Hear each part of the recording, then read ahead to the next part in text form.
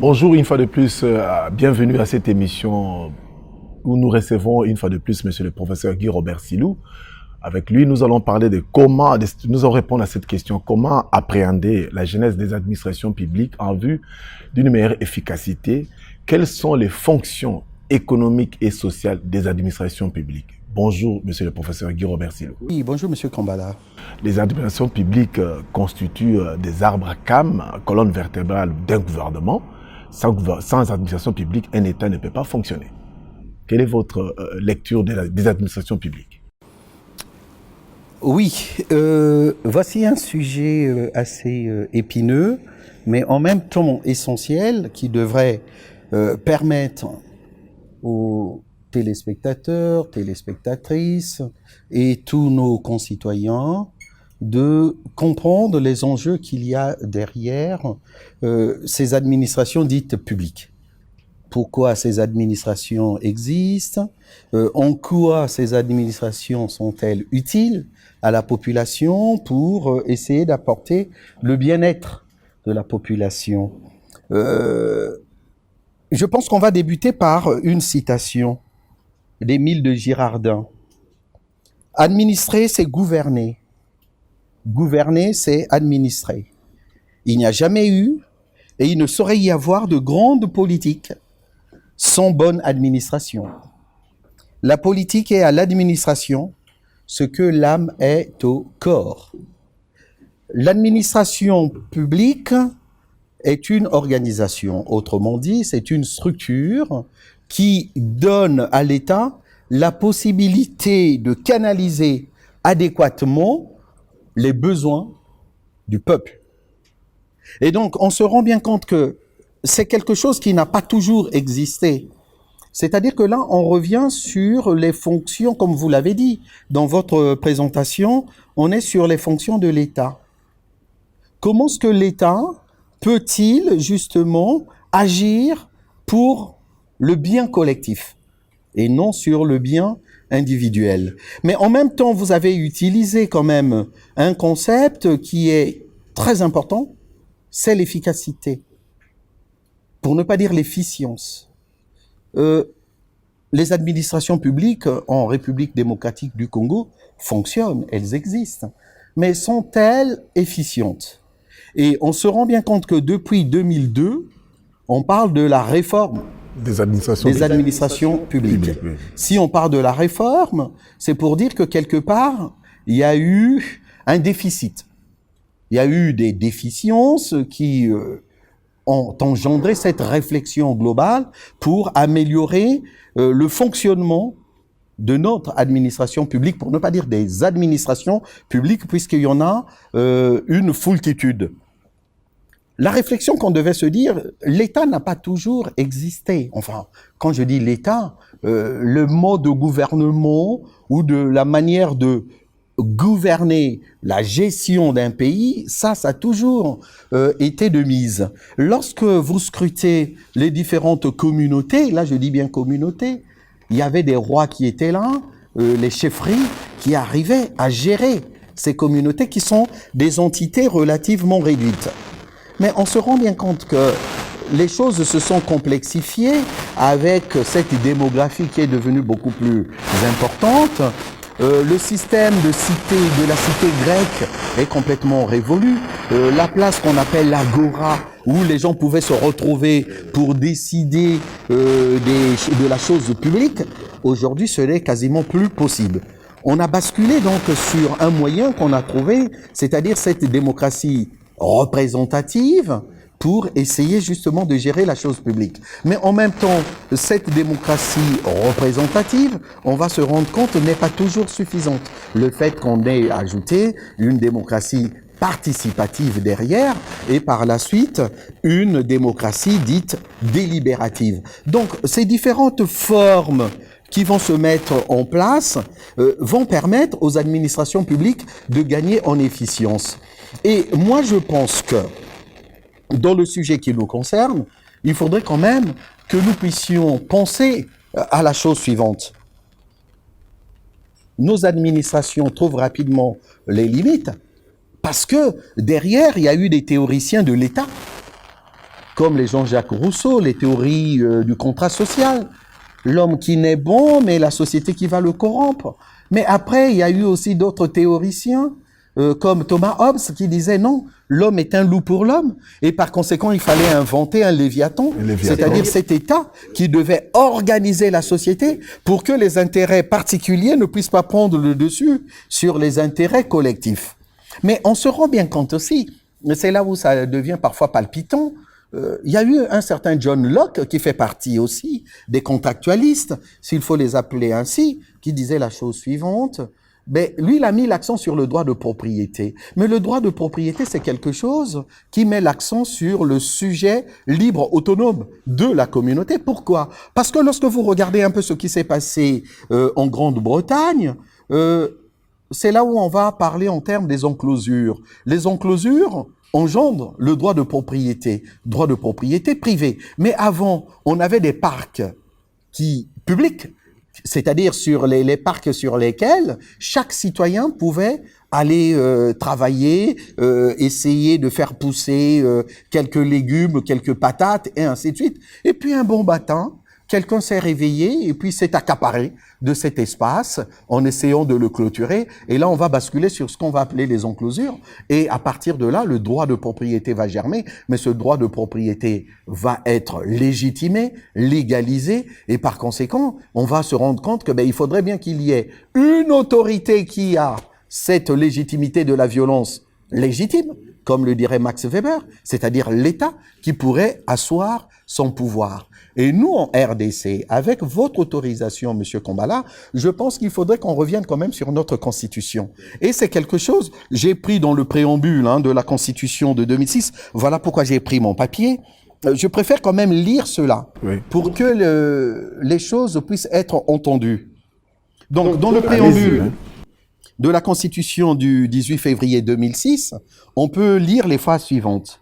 Nous, peuple congolais, unis par le destin et par l'histoire autour de nobles idéaux de liberté, de fraternité, de solidarité, de justice, de paix et de travail, animés par notre volonté commune de bâtir au cœur de l'Afrique un État de droit et une nation puissante et prospère, fondée sur une véritable démocratie politique, économique, sociale et culturelle, considérant que l'injustice avec ses corollaires, l'impunité, le népotisme, le régionalisme, le tribalisme, le clanisme et le clientélisme, par leurs multiples vicissitudes, sont à l'origine de l'inversion générale des valeurs et de la ruine du pays.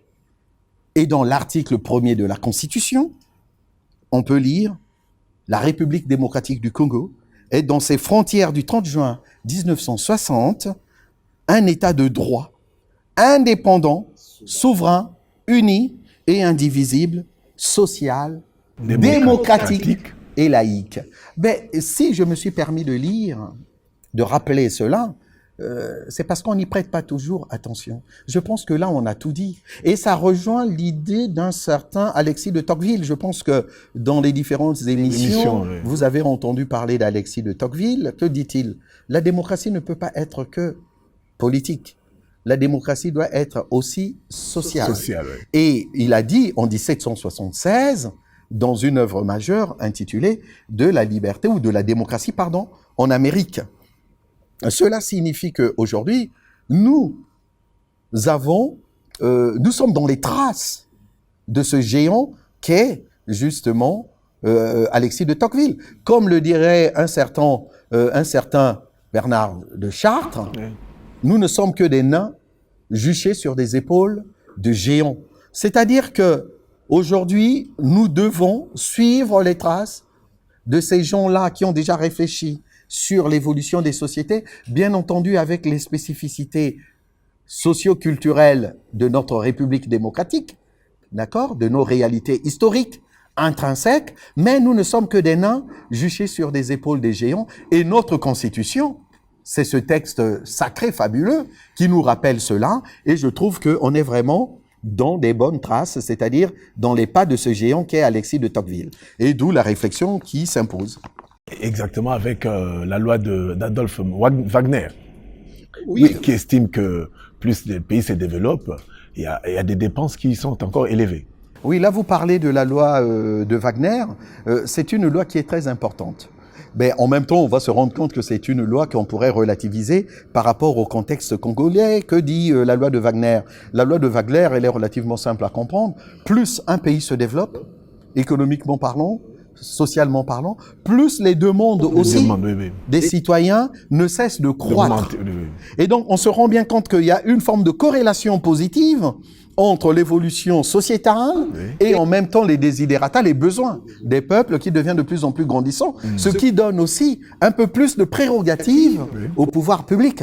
C'est-à-dire que là, les pouvoirs publics sont appelés à intervenir, à agir. Et là, il faudrait qu'il y ait vraiment des agissements, des actions qui se fonderaient sur la rationalité. Dans des bonnes politiques publiques. Mais bien sûr, c'est-à-dire que là, on serait sur des politiques publiques qui se fonderaient sur la rationalité, mais pas n'importe quelle rationalité, comme je vais le faire vers la fin de cette émission, dans ma manière de penser cette thématique.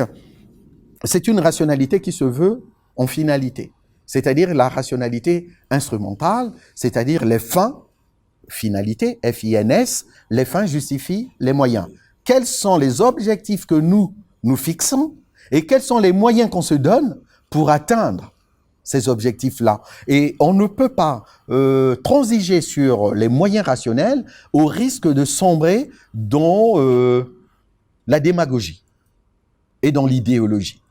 Et c'est ça qui est vraiment permissif et c'est ça qui risque de détruire la manière de penser cette relation à la nation et donc à la prospérité et au bien-être de la population, c'est-à-dire de toute la communauté nationale. D'où l'importance des administrations. Mais monsieur le professeur, entrons dans les vifs de notre sujet.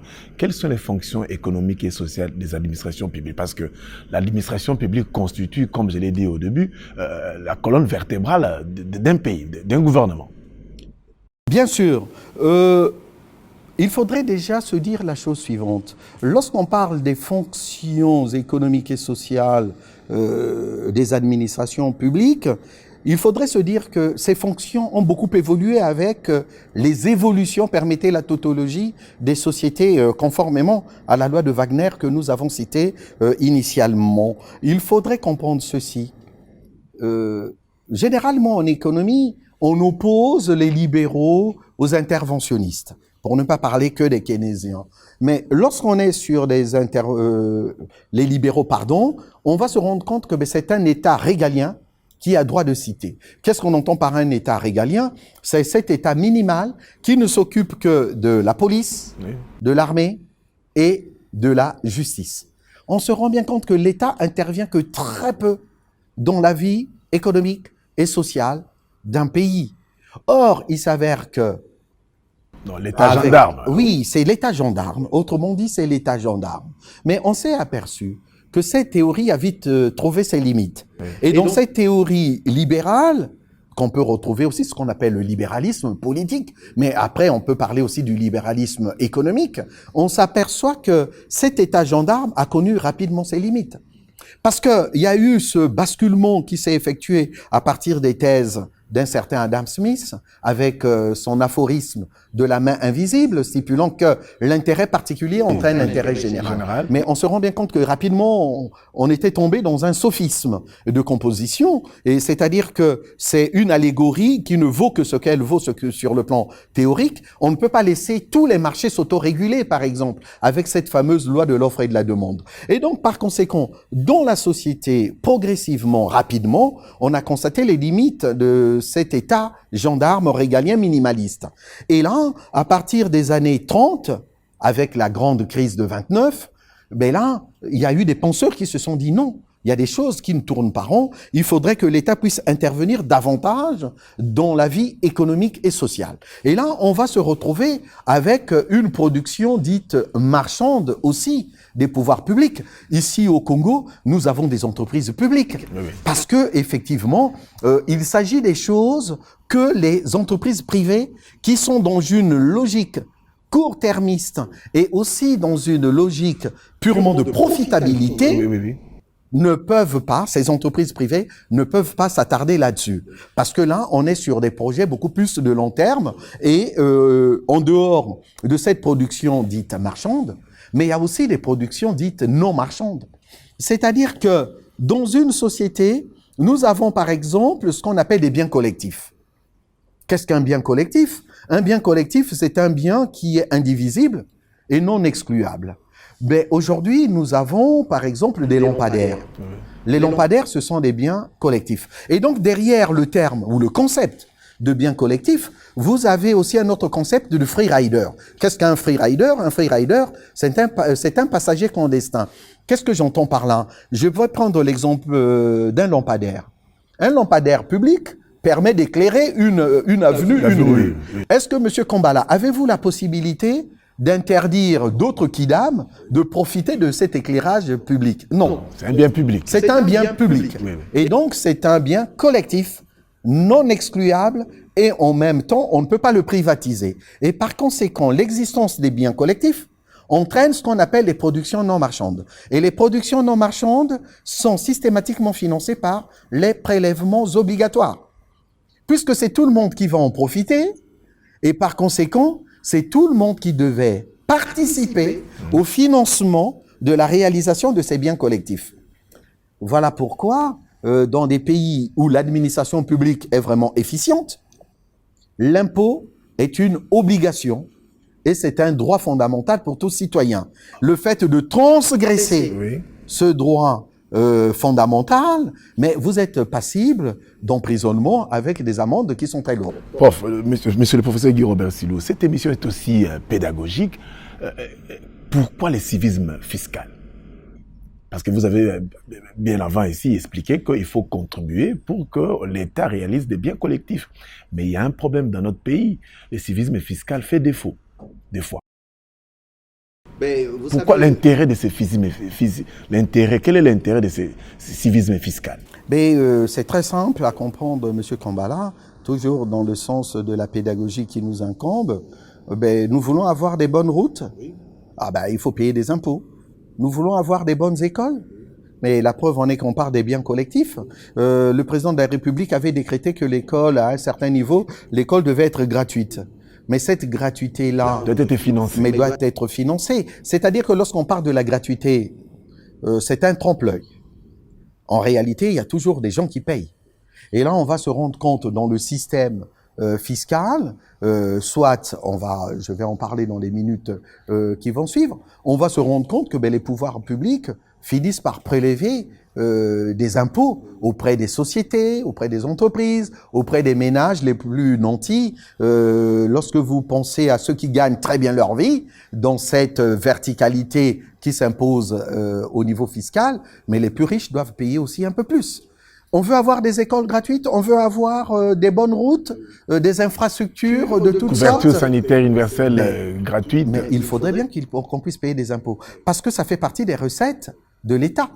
Parce que tant que ce civisme fiscal ne sera pas de mise, mais rien ne va se passer et on va toujours continuer à stagner. Mais soyons aussi justes avec nous-mêmes. Ce civisme fiscal, comme vous le dites, n'est pas une manne qui tombe du ciel. Derrière, il faudrait qu'il y ait vraiment des contrôles. On va en parler un peu plus tard. L'administration doit fonctionner. Mais l'administration doit fonctionner pour une meilleure efficacité parce que dans tous les pays du monde, à des degrés divers et variés, il y a toujours des fraudes fiscales. Il y a toujours des évasions fiscales. Et donc, il faudrait bien que l'État puisse être relativement fort pour faire de telle sorte qu'il n'y ait pas ce coulage. Et donc là, j'étais sur les biens collectifs. Mais en dehors des biens collectifs, vous avez ce qu'on appelle les biens communs. Les biens communs sont non excluables, mais en même temps, c'est là le paradoxe, ce sont des biens qui sont rivaux. Et donc, on peut se rendre compte qu'aujourd'hui, l'air que nous respirons, c'est un bien commun. Mais sauf que, selon le niveau de développement propre à chaque structure, à chaque entreprise, on ne pollue pas l'air de la même façon. Aujourd'hui, vous roulez dans un 4x4, vous polluez plus que moi, qui ai l'habitude de rouler dans une petite voiture, par exemple. Et donc, vous êtes appelé à payer un peu plus. Et donc là, on se rend bien compte que l'administration publique est appelée à mettre en place des mesures incitatives afin soit de nous empêcher de plus polluer, ou encore des mesures incitatives positives qui devraient nous permettre de plus investir. Et là, les pouvoirs publics possèdent grosso modo 3 moyens. Et donc là, j'étais sur les moyens incitatifs. Vous avez par exemple la réglementation. Je vois parfois des véhicules rouler dans Kinshasa. Je me demande ce que font les pouvoirs publics. Ce sont des véritables poubelles. Oui, oui. Envoyé à la casse déjà. Pardon, ben oui, c'est voué à la casse. Oui, oui. Ça ne devrait pas rouler parce que ça pollue énormément. Non seulement ça pollue énormément, ça crée des embouteillages et ces embouteillages occasionnent encore ce qu'on appelle en économie des externalités négatives. Ça crée des externalités négatives. En ce moment, c'est la période des grandes fêtes de fin d'année. Que constatons-nous? Que les routes sont complètement saturées. Il y a des voitures partout, mais il y a des voitures qui ne méritent pas de rester sur les voies publiques. Mais que font ces administrations qui sont appelées à gérer ce genre de choses? Et donc là, lorsque je parle de la réglementation, ça peut être aussi quoi d'autre, mais ça peut être les marchés de quotas d'émissions, mais comme ça peut s'attarder aussi sur ce qu'on appelle la taxe pigou, c'est-à-dire plus je pollue, plus je paye. C'est le principe du pollueur-payeur. Oui. Et là, on retrouve ces incitations, ces moyens qui sont donnés aux administrations pour faire de telle sorte que l'État puisse continuer toujours à être vigilant sur ce qui se passe dans son territoire. Monsieur le professeur Guy Robert Silou, au-delà de fonctions économiques et sociales des administrations, il y a aussi les fonctions politiques et juridiques. Oui, au niveau des fonctions politiques et juridiques, vous le savez aussi bien que moi, voire même mieux que moi. C'est vous qui êtes juriste de formation, Monsieur Kambala. Vous savez très bien qu'à partir du baron de Montesquieu, il y a eu ce fameux triptyque qu'on retrouve dans la thèse de Montesquieu, qui se fonde sur la séparation des pouvoirs. Hein, d'accord. Qu'est-ce qu'on constate? On constate que Montesquieu, dans sa manière de penser une véritable démocratie, disait qu'il faudrait qu'il y ait un état de droit. Or, cet état de droit se fonde sur la séparation des pouvoirs. Et là, on va retrouver, par exemple, ce qu'on appelle le pouvoir exécutif. Le pouvoir exécutif, qui est cet organe central. Hein, donc là, je suis sûr, l'administration publique centrale avec le président de la République et le Premier ministre. Mais lorsque je dis cela, nous sommes dans un régime semi-présidentiel. Hein, semi-présidentiel, parce que lorsqu'on bascule sur un régime présidentiel, on n'a que le président de la République et après qui va nommer, si vous voulez, ses secrétaires d'État. Mais lorsque vous sortez par exemple de les ministres, voilà, et puis voilà, les secrétaires d'État, autrement les ministres. Et donc, dans notre régime semi-présidentiel, on a le président de la République ainsi que le Premier ministre qui ont vocation non seulement à mettre en place des règles ou de mettre en place des moyens réglementaires, mais en même temps qui ont ce pouvoir de nomination, peuvent nommer. Et après, derrière, vous avez aussi les ministres, mais les ministres, leur vocation, c'est de mettre en place des règlements pour essayer de régir et de régimenter, comme on le dit, la société dans sa globalité. Mais en dehors de ce pouvoir exécutif, on bascule aussi sur le pouvoir législatif. Ce pouvoir législatif qui se compose de 2 chambres, la chambre haute et la chambre basse, c'est-à-dire l'Assemblée nationale et le Sénat. Proposition, vote des lois et ainsi de suite. Et en dernière instance, nous avons ce pouvoir dit judiciaire qui est là pour sanctionner s'il faut, exécuter, faire exécuter ces choses-là au cas où il y aurait une sorte de flagrance, parce qu'on sait très bien que dans une société, non seulement il faudrait apprendre à éduquer dans le contexte de la socialisation, mais on ne peut pas socialiser sans le contrôle social. Et là, lorsqu'on parle du pouvoir judiciaire, on est dans un contrôle social purement formel.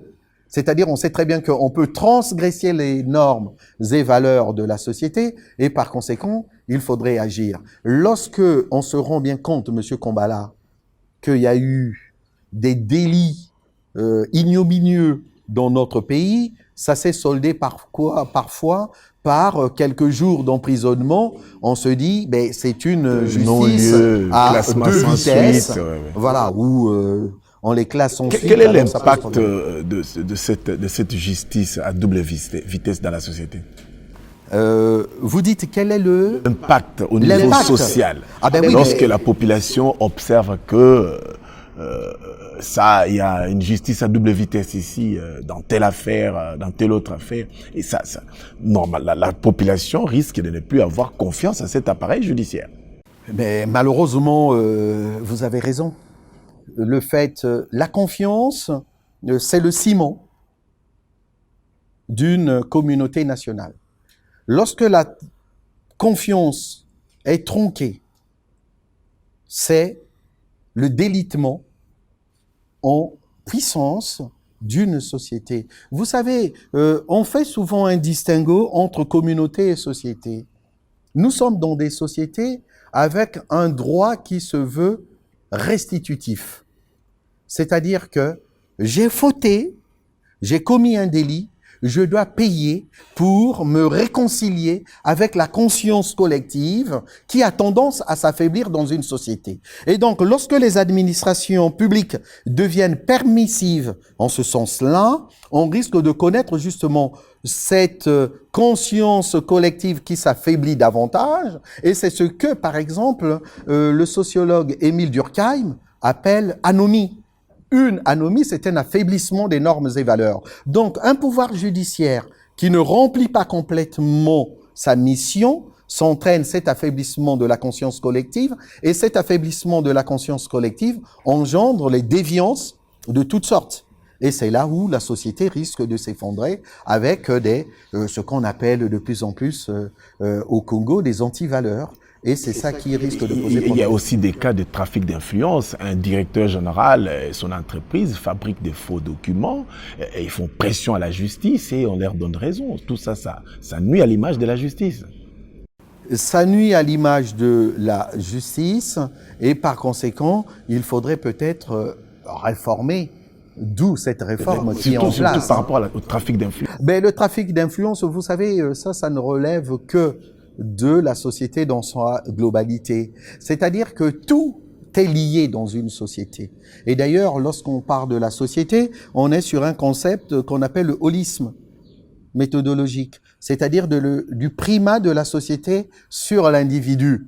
Je dis bien le primat, c'est-à-dire que la société est première et l'individu est second. C'est-à-dire que derrière, il ne faudrait pas seulement se focaliser sur ce pouvoir judiciaire qui se délite. C'est parce que c'est tout le système social qui est en train de se déliter. C'est-à-dire que nous n'avons qu'une justice qui est à l'image de notre société dans son ensemble.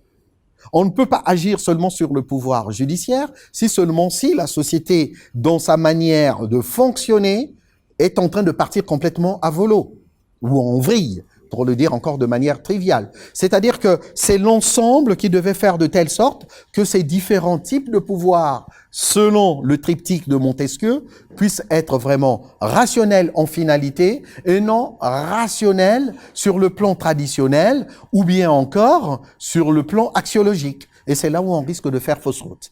Il y a aussi différents niveaux d'intervention au niveau des administrations publiques. Au niveau communal, provincial, au niveau de chefferie. Oui. Là, vous êtes sur les administrations publiques locales. Ben, effectivement, on se rend bien compte qu'avec les 26 provinces que nous avons ici, il faudrait bien que nous puissions faire de telle sorte que nous puissions déléguer aussi certaines compétences. Et là, on revient sur la loi sur la décentralisation. Mais il faudrait que cette décentralisation puisse être réellement effective. D'accord? Parce que derrière, c'est pas seulement sur le droit ou le pouvoir d'administration, mais en même temps, lorsqu'on parle de la décentralisation, on est sur un autre volet, parce qu'il y a deux volets. Le premier, un des volets, j'ai dit le pouvoir d'administrer ou d'administration, et l'autre volet, c'est l'autonomie. Et cette autonomie peut être purement fonctionnelle, juridique et organisationnelle. Il faudrait bien que cette décentralisation, puisse vraiment être efficiente et effective, mais sans pour autant dépouiller l'administration publique centrale de ses prérogatives, parce que c'est ça qui va faire qu'il y ait toujours cette unité. Y a-t-il efficacité lorsque un chef bourgmestre dans une entreprise publique, les agents se réclament d'un tel parti politique? Il y a des cellules de partis politiques dans les entreprises, un bourgmestre, un administrateur qui s'est dit il est de tel parti politique. Donc la politisation de l'administration favorise-t-elle l'efficacité? Une administration publique est appelée à être apolitique. Une administration publique est appelée à être apolitique, fonctionnant sur une rationalité instrumentale en finalité. Et par conséquent, l'idéologie n'a pas sa place au sein d'une structure qu'on appelle administration publique. Une administration publique doit avoir des objectifs très précis. Et là, derrière, il y aura un contrôle, des vérifications pour voir de la tenabilité, pour ne pas dire de la soutenabilité de ces objectifs-là, et qui doivent être atteints à tout prix. Parce que derrière, l'administration publique est au service du public.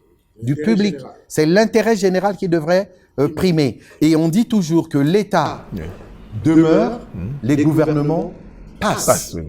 L'État est là. Et quand on dit l'État, on en avait déjà parlé aussi dans une des émissions, on retrouve quand même ces trois critères qui définissent un État. Le territoire, il restera là. Et derrière, vous avez la population congolaise, elle restera là.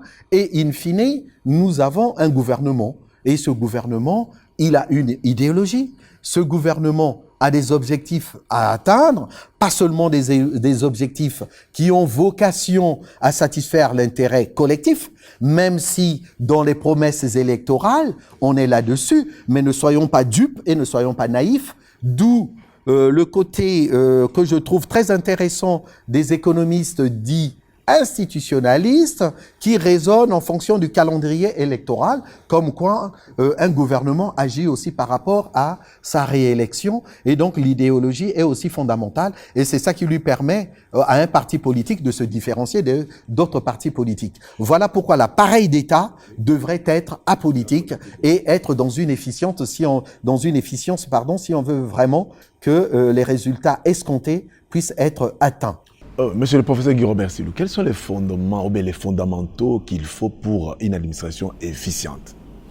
Mais vous savez, une administration devrait fonctionner comme une entreprise lambda. Mais bien sûr, une entreprise lambda se fonde aussi sur une rationalité dite instrumentale.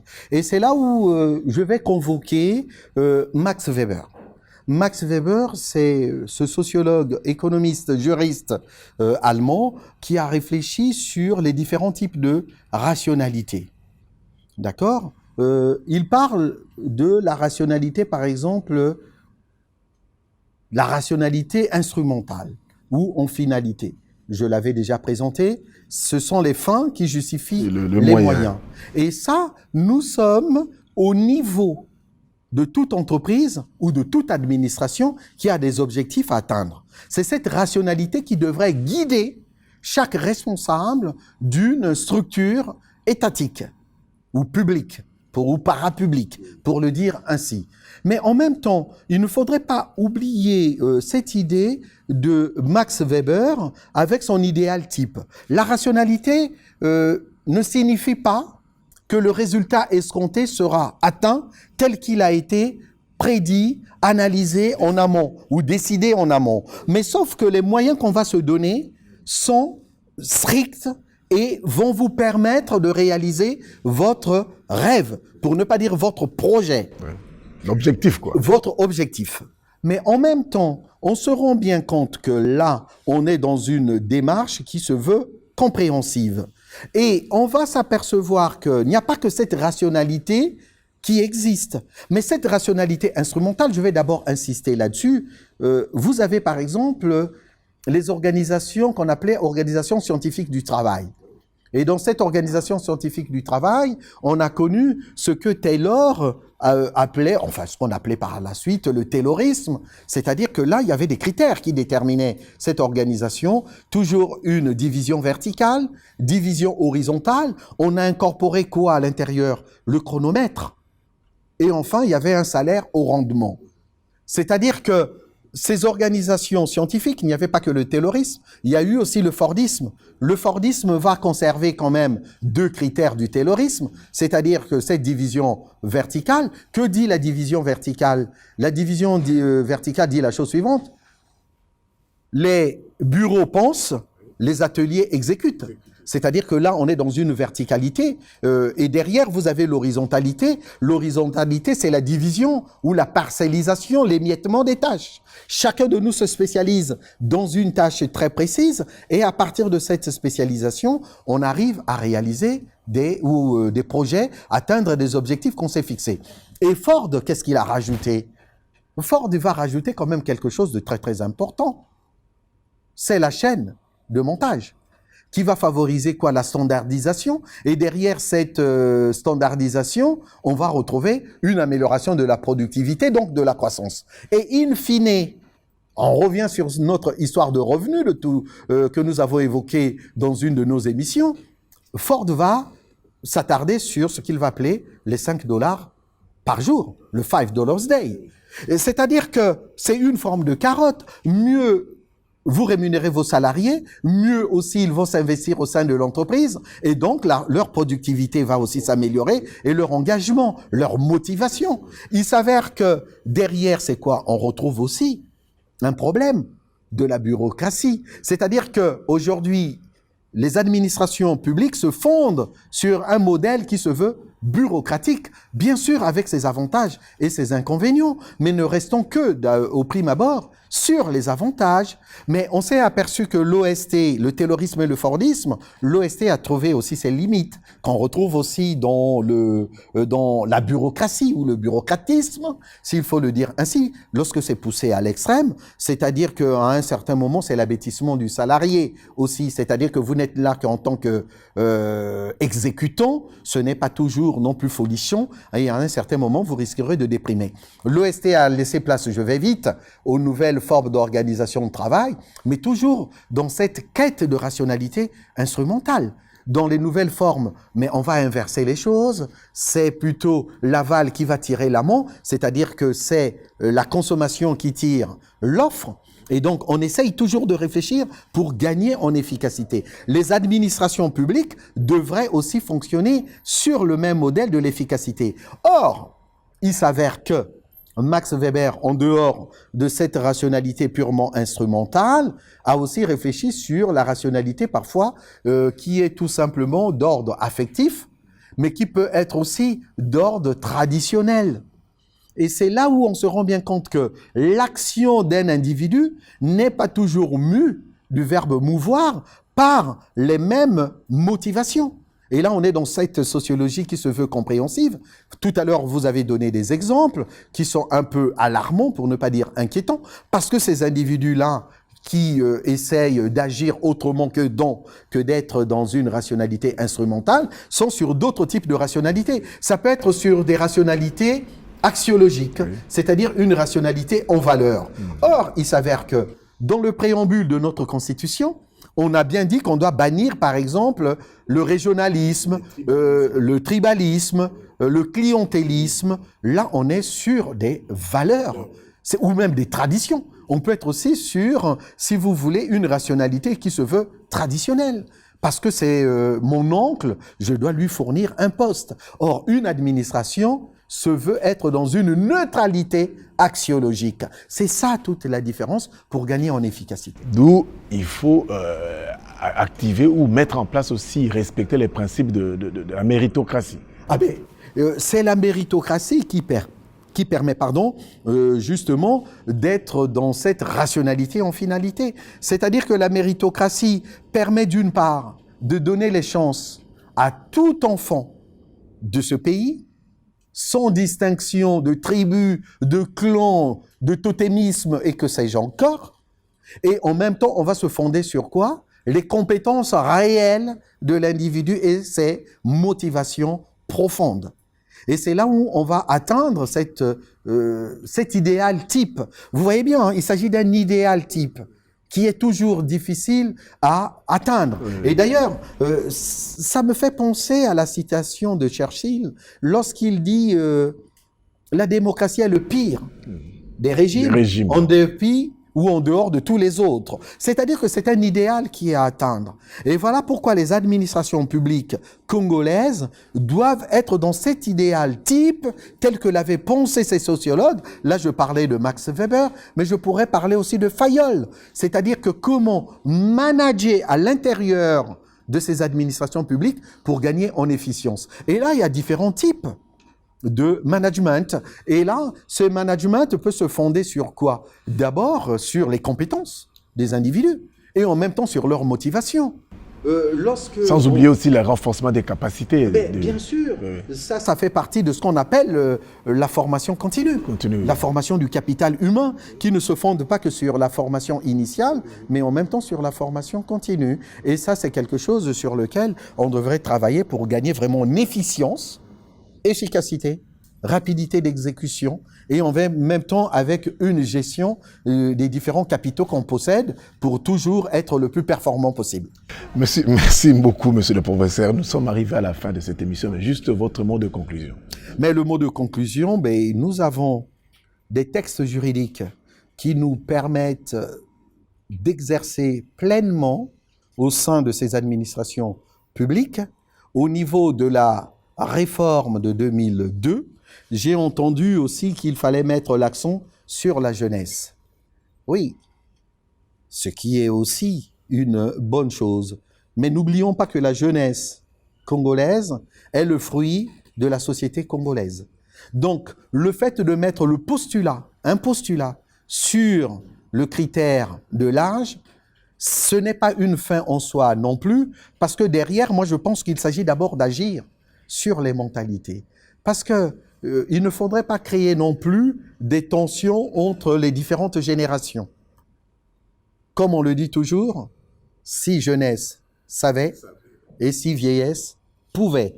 Donc je pense qu'à un certain moment, il faudrait qu'il y ait vraiment une forme de congruence en agissant sur les valeurs profondes de notre société pour que tout le monde puisse tendre vers des mêmes objectifs et pouvoir acquérir des mêmes valeurs qui sont inhérentes, ces valeurs-là inhérentes à notre Constitution. Et notre Constitution, elle est tellement bien écrite que c'est vraiment dommage que nous puissions passer à côté.